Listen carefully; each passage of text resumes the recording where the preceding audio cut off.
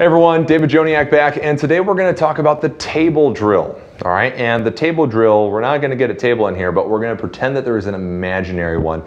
And this is really going to help us focus on the handle height. Now, this is more of an advanced drill. So if you are a beginner, I wouldn't come to this one right away because it could actually cause some bad habits.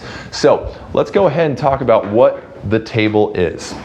Now, when I take my stroke and I come back to the finish, I'm going to notice that my strap is nice and tight, and I've created that horizontal power, and the strap almost looks like it's the top of a table.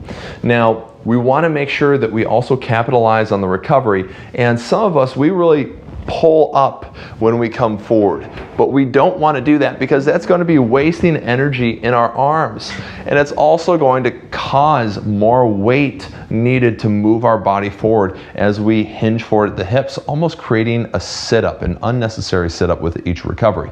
So when we're at the catch, I want you to pretend that there is this imaginary table, and we've placed the handle on top of the table, and we're going to pull that handle straight across, just like so. All right, now notice it didn't go up, it didn't come down. Some of us, we bring that handle up. Some of us, we drop it into our laps. And what we're doing is we're now dividing that energy among two different planes, and that's not going to be as efficient, right? We want to be as efficient as we can on the stroke. Now, on the recovery, as I mentioned, we don't want to bring it back up. We don't want to be going to the rodeo and rowing or horse racing, right? So we want to make sure that we relax those arms. And another great term for the recovery after the finish is the release. So I'm going to release the muscles that are tense. So I'm going to release my arms, just like so. I'm going to release my hips, just like so. And then I'm going to release my knees. Now notice the handle's just a little lower. All right, I'm just going underneath that table, and when I come back to the catch, I place that handle on top of the table again, and I drive. I go under the table, barely, and then I drive.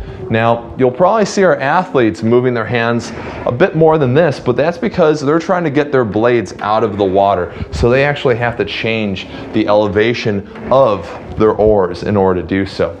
Now, remember, there's a right way and there's a wrong way to do this. So make sure that you've already done a lot of the more basic and intermediate drills and that you're ready for this challenge. So leave a comment. Let us know how it went. And as always, don't limit your challenges, challenge your limits. And from everyone at Hydrow, thanks for stopping by.